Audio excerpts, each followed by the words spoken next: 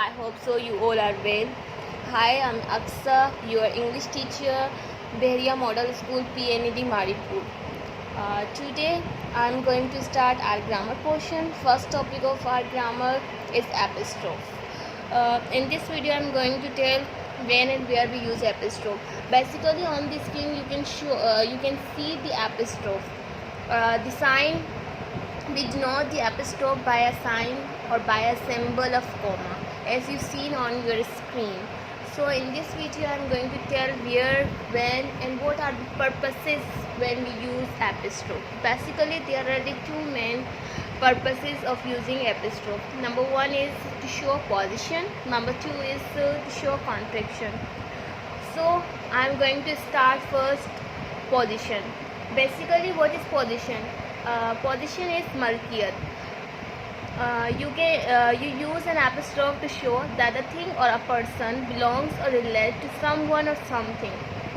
In this paragraph we will discuss the position, about position. Basically position apostrophe क्या show कर रही है? Position यानी मलकियत को शो कर रही है कि किसी भी लिविंग और नॉन लिविंग थिंग का किसी दूसरी चीज़ के साथ क्या लिंक है, क्या रिलेशन है.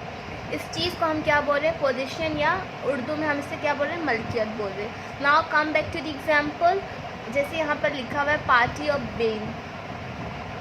पार्टी ऑफ बेन, अब इसको हम दो तरीके से बोल सकते हैं. एक पार्टी ऑफ बेन, और अगर हम इसको एपिस्ट्रोफ को यूज़ करें तो हम कैसे बोलेंगे? बेन्स पार्टी.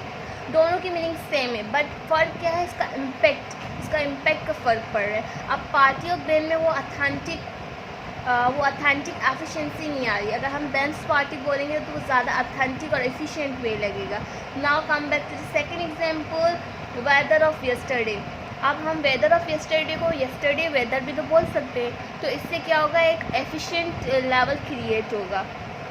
तो इस तरह से हम यूज़ करते हैं. Now there are also example are given below like this girls dolls. अब हम इसको अगर सिंपल वे में बोलेंगे, एपिस्ट्रोफ को अगर हम यूज़ ना करें तो हम कैसे बोलेंगे? Dolls of girls. अगर हम एपिस्ट्रोफ को यूज़ करें तो हम कैसे बोलेंगे? Girls dolls. इसी तरह बुक्स वर्ड्स को अगर हम एपिस्ट्रोफ के बगैर बोलें तो कैसे बोलेंगे? Words of books. तो ये फॉलोइंग ये सारी एग्जांपल्स है रिलेटेड टू शो पोजीशंस. अब हम आ जाते हैं इसकी सेकंड यूज़ के ऊपर, जो है टू शो कॉन्ट्रैक्शन. अब ओमिशन और कॉन्ट्रैक्शन दोनों की मीनिंग सेम है. ओमिशन की मीनिंग होती है किसी चीज़ को एमिट आउट कर देना, एग्जिट आउट कर देना, या किसी चीज़ को गायब कर देना, हटा देना, in simple way. Now come back to the paragraph. An apostrophe can be used to show that letters or number have been omitted. जैसे मैं आपको पहले ही बता चुकी हूँ, omit की मीनिंग क्या होती है? किसी चीज़ को एग्जिट आउट कर देना, omit कर देना यानी हटा देना. अब आ जाते हैं हम इसकी एग्जाम्पल के ऊपर. जैसे यहाँ पर लिखा हुआ है आई एम. आप अपनी स्क्रीन में देख सकते हैं फुल फॉर्म लिखी हुई है आई एम की. अगर हम एपिस्ट्रोफ को यूज़ करेंगे तो हम कैसे बोलेंगे? एम, और आपको लिखा हुआ भी दिखाई दे रहा है आई हम लिखेंगे, उसके बाद एपिस्ट्रोफ का साइन डालेंगे एंड देन एम डाल देंगे. तो ये क्या शो कर रहा है? कॉन्ट्रैक्शन शो कर रहा है. इस एम के अंदर हमने क्या इमिट आउट कर दिया? ए को इमिट आउट कर दिया. पहले हम एपिस्ट्रोफ का साइन लगाएंगे एंड देन हमने ए को इमिट आउट कर दिया, उसके बाद हमने एम लगा दिया. तो इससे क्या होगा? एक अथेंटिक लुक आएगा आपकी राइटिंग स्किल्स में भी और आपके बोलने स्पीकिंग पावर में भी. तो हम इसे कैसे बोलेंगे? एम, और लिखेंगे आप ऐसे आई लिखा एंड देन एपिस्ट्रोफ का साइन डाला एंड देन आपने एम लिखा. Now come back to the second example, he will. आप अपनी स्क्रीन में देख सकते हैं ही विल फुल फॉर्म में लिखा हुआ है. अगर आप एपिस्ट्रोफ को यूज़ करेंगे तो हम किस तरह से यूज़ करेंगे? हेल्प. आपने so third example is that.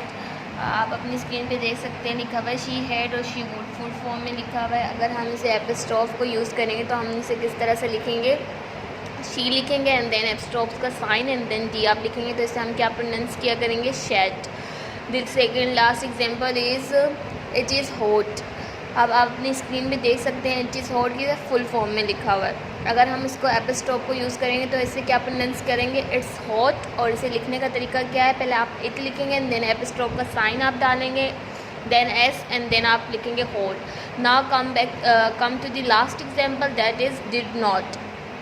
Did not full form में लिखा हुआ है. अगर आप अपनी स्क्रीन पे देखें ऑन द लेफ़्ट साइड और राइट साइड पर डिडंट शॉर्ट फॉर्म में लिखा हुआ है। तो डिडंट हम एपिस्टॉप को यूज़ करते हुए इसको प्रोनाउंस करेंगे डिडंट। और इसे लिखने का तरीका क्या है, पहले आपने डिड लिखा एंड देन एन एपिस्टॉप का साइन और आपने टी डाल दिया। There is a worksheet for apostrophe in your handout, so it's your task you solve this worksheet in your notebook and anything. I will check it in next video inshallah. I will also ask question related to this topic, so be ready and be prepare yourself for this topic.